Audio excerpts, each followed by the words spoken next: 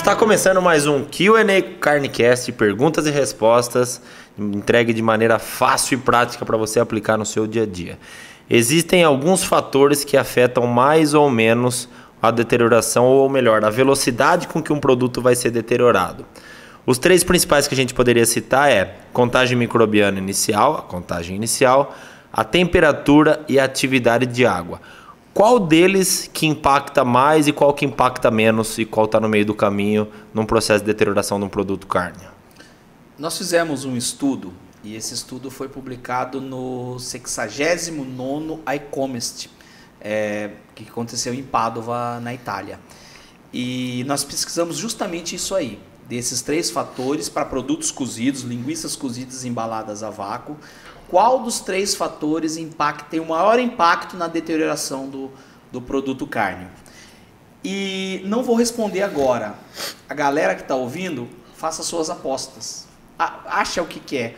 Vamos explicar um pouquinho qual o impacto desses três fatores, dessas três barreiras na conservação do produto cárneo.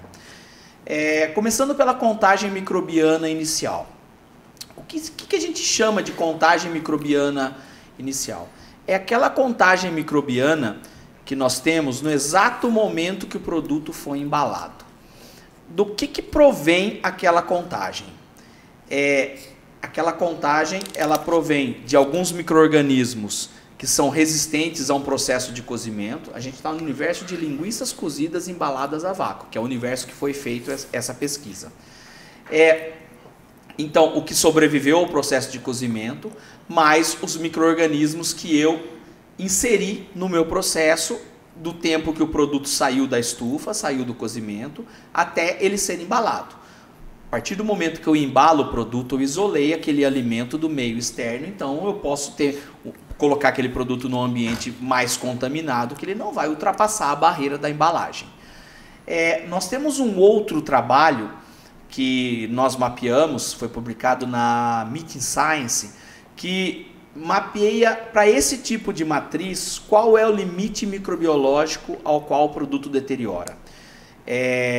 Novamente, o que é deterioração? É o momento em que o consumidor decide que aquele produto na prateleira não está mais legal para o consumo e decide não comprar. Em um painel sensorial mostrou para a gente que para esse tipo de produto é quando a microbiota presente cresce e chega a entrar na fase estacionária do crescimento. Então, se a gente relembrar a curva de crescimento microbiano, tem a fase lag, que é uma fase estacionária, que é uma fase mais retinha, que o micro-organismo está em fase de adaptação. Depois ele começa a se reproduzir e a população começa a aumentar exponencialmente, então tem a fase log. Depois ele entra numa fase que vai estacionária de novo, onde o que reproduz e o que morre tem uma taxa igual, então o número de micro-organismos fica sempre constante, então o gráfico da população microbiana fica estacionário. Depois é a fase de declínio, onde eu tenho mais mortalidade do que reprodução microbiana. Mas quando ele deixa a fase log e começa a entrar na fase estacionária, no primeiro terço da fase estacionária, é onde o produto se deteriora. E aí, essa contagem microbiana para esse tipo de matriz é em torno de 9,3 ciclos logarítmicos, ou seja, 10 elevado a 9,3, que dá bilhões de bactérias, da ordem de bilhões de bactérias.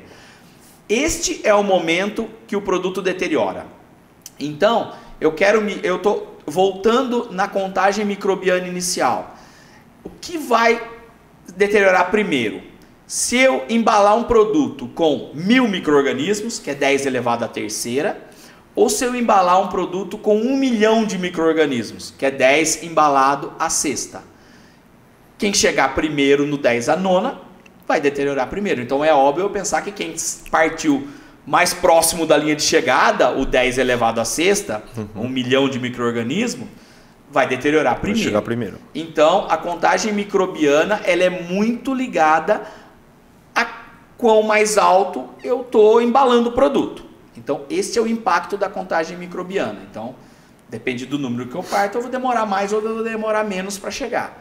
As outras barreiras que nós colocamos, e aí nós medimos temperatura de armazenamento e atividade de água, mas não são as únicas, eu tenho concentração de sal como uma outra barreira, eu tenho pH, eu tenho a barreira da embalagem, eu tenho um monte de outras barreiras que eu posso associar ali para... Mas o que elas vão fazer? Elas vão fazer com que esse micro-organismo se reproduza de forma mais rápida ou se reproduza de forma mais lenta. Então ele vai mudar a velocidade com que ele sai da contagem microbiana inicial e chegue até o 10 a nona, que nós não queremos evitar, que é o início da fase estacionária.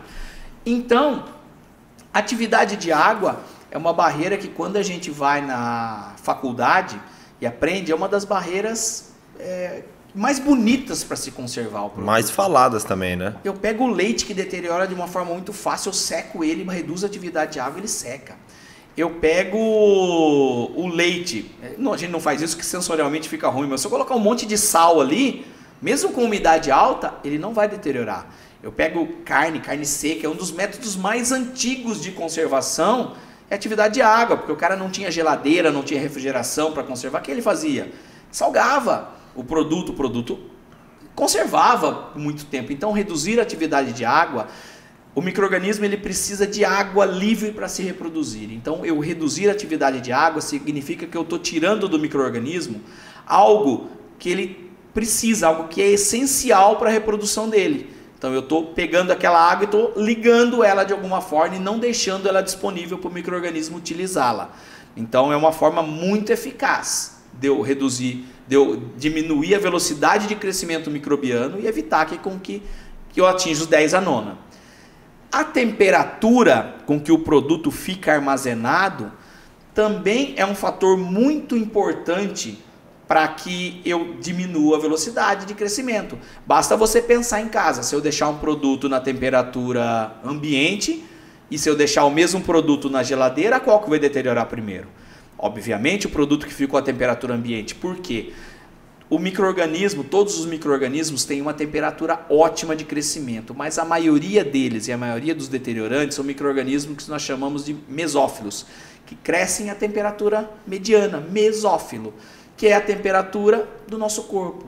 Por isso que nós temos muitos micro-organismos, nós precisamos lavar a mão constantemente, tomar banho, cuidar da higiene pessoal, porque a temperatura do nosso corpo ela é muito propícia ao crescimento microbiano. Então, os micro-organismos eles gostam de crescer numa temperatura em torno de 36 graus, a maioria deles. Tem uns que a gente fala que crescem a temperatura de refrigeração, tem outros que conseguem crescer a temperaturas mais altas, mas, via de regra, quanto mais próximo de 36 graus, mais rápido será a reprodução microbiana. E aí, se eu deixo um produto na temperatura ambiente, se for verão, ele estraga mais rápido do que no inverno, que vai demorar mais para deteriorar. Se eu estou no sul do país, ele vai demorar mais a deteriorar do que no Nordeste, que teoricamente é mais calor, embora o clima está todo doido, né?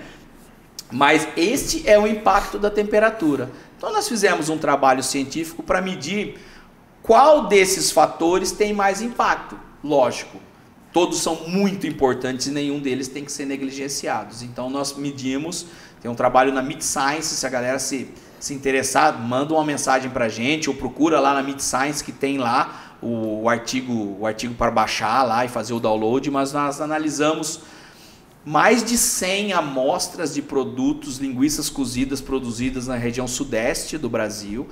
Medimos atividade de água e contagem microbiana inicial e simulamos a deterioração através de uma metodologia chamada Microlab Shelf Life, que mede a deterioração de forma acelerada. Simulamos a temperatura de armazenamento se fosse armazenado no inverno, no outono, na primavera ou no verão.